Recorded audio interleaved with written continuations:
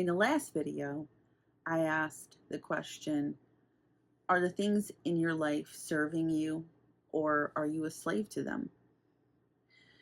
And although that helps to ascertain whether or not you have too much stuff and too much of a problem with clutter, it doesn't necessarily help with what to do about it.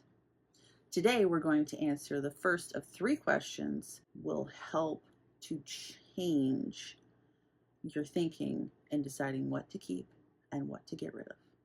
Welcome to Mel's Diary, unscripted. Let's dive in. Welcome, and thanks for joining me in my series, Decleaning to Declutter. In the last video, I asked, are the things in your life serving you or are you a slave to them? And today, we're going to move on to the first of 3 questions that will help not to just say, hey, I have a clutter problem, but the right questions to help yourself to decide what belongs in my life and what does not.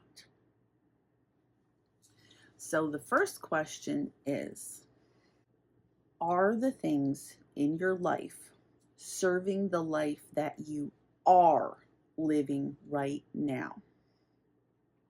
And although I know that that may seem like a strange question, when you think about it, it's really not. So I was thinking about it like this.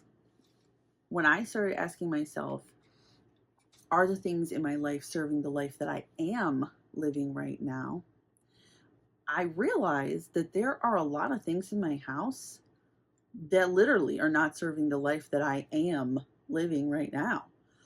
I just today, actually, I pulled out I have these little totes that have hats and gloves and scarves in them. And I pulled them out and I'm looking at the gloves and I'm like, a lot of these gloves are like really small. And I don't know if they used to be larger and they shrank or what, but I'm looking at these gloves and I'm like, I don't even think these are going to fit people who live in my house. So I went through and sorted out like a bunch of this stuff because I'm like, well, I don't have any grandkids living near me, so I don't need to keep like a lot for them. And my kids are all pretty much grown at this point. So there's really just no cause for me to keep like a ton of hats and gloves and scarves that are for younger kids. Like, why do I even have this? This is not serving the life that I'm living right now because they're just sitting here sucking up space that is unnecessary because I don't need these things and I don't anticipate needing a huge number of these things anytime soon or maybe ever. I mean, I anticipate that eventually some grandchild will need a pair of gloves or something when they're in my house. So I could maybe keep a couple pairs, but there's no reason for me to keep nearly as many as I have. And that concept applies just across the board. Like, how many other things has somebody outgrown or started a hobby that they lost interest in, but you still have like all of the stuff from that hobby just sucking up space in your house. So why are we hanging on to these things? Like, we don't need them anymore. And when we look at them, maybe we think like, well, I spent all this money on it. Well, that money's gone. Like, it's gone. And the resale value for a lot of it is, nothing. So why hang on to it? It's sucking up space. It's stealing our peace. It's making it more difficult to clean and to whatever. So I looked around my house, and I've done this so many times in the last year or so, and I've looked around and I've thought to myself, is this serving the life I'm currently living? And if the answer to that is not yes, then it might be time for that to go. It's like, it seems simple and you feel like, oh yeah, like I totally, that's just how I live. And I mean, yeah, that's how we should live, but how many of us actually live like that? How many of us just look around our house every day and go, do the things in my house serve the life that I am living today? I mean,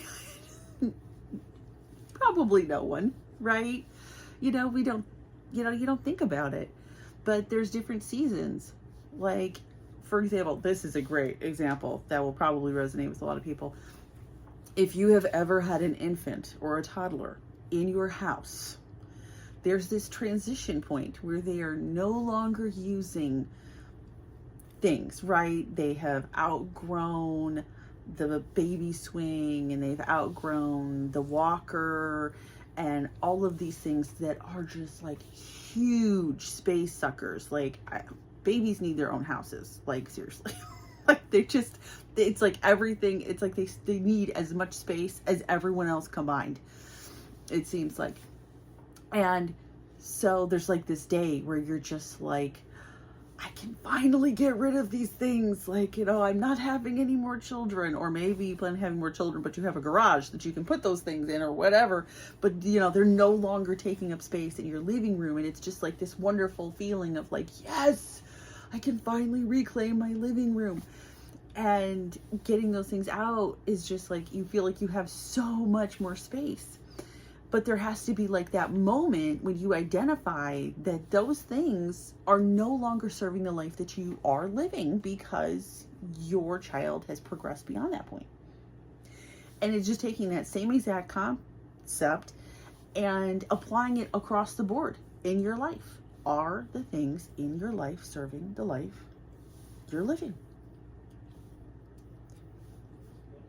And that's the best place to start.